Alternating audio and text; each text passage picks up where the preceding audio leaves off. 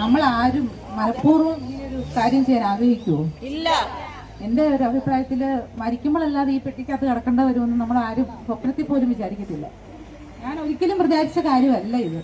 പക്ഷെ ഞാൻ ആത്മഹത്യ ചെയ്തില്ല എന്നുള്ളത് സത്യം. പക്ഷെ അതിന് പകരമായിട്ട് ഞാൻ ഈ ഒരു പ്രവൃത്തിയെ കാണുവാണ്, ഈ ഒരു പ്രതിഷേധത്തെ കാണുവാണ്.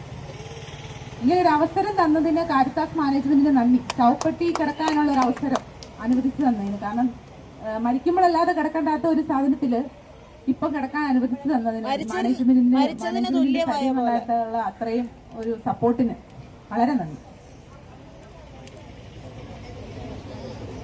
ജയ് ജയ് യുവനെ, ജയ് ജയ് യുവനെ, ജയ് ജയ് യുവനെ, ജയ് ജയ് യുവനെ, ജയ് ജയ് യുവനെ, ജയ് ജയ് യുവനെ, ജയ് ജയ് യുവനെ, ജയ് ജയ് യുവനെ, ജയ് ജയ് യുവനെ, ജയ് ജയ് യുവനെ, ജയ് ജയ് യുവനെ, പോരാ പോരാ ഇതിന് പുറക്ക്, ജയ് ജയ് യുവനെ, പോരാ പോരാ ഇതിന് പുറക്ക്, ജയ് ജയ് യുവനെ, ഇതിന് പുറക്ക്, ഇതിന് പുറക്ക്, ജയ് ജയ് യുവനെ, ജയ് ജയ് യുവനെ, ജയ് ജയ് യുവനെ, ജയ് ജയ് യുവനെ.